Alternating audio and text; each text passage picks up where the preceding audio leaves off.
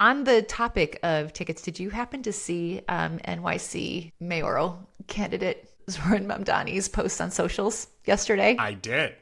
This is wild. So he basically is urging NYCers to sign this petition to demand that FIFA reverse its dynamic pricing for the World Cup. Because he said, like, we're basically making it so that if you are like a working class person, like you will not be able to go see any of these World Cup matches. And so he started this whole game over greed campaign, and he put out this video where he's actually like juggling a soccer ball, and it's quite amusing and funny, and like I'm kind of like here for it actually. But he's just basically trying to deter the dynamic pricing, because what people are going to end up doing is buying tickets and then reselling them on FIFA for like 6,000.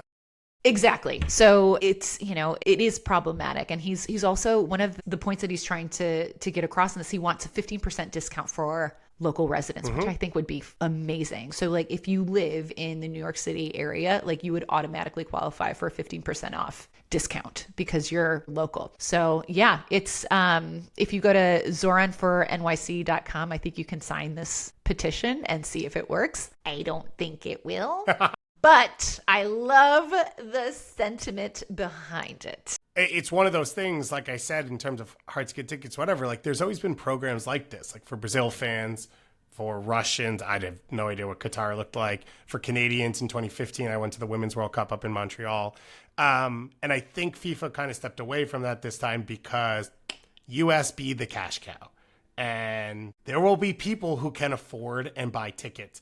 And the frustrating part, I know for a lot of like MLS and NWSL fans, is like they're getting emails as season ticket holders being like, you have early access. You have early access to the on-location VIP packages that are the same price as a private jet.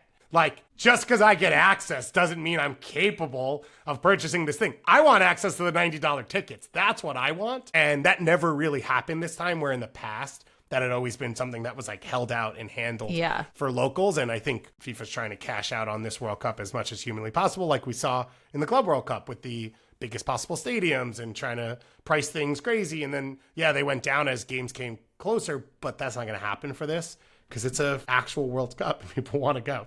Yeah, and people want to be a part of it.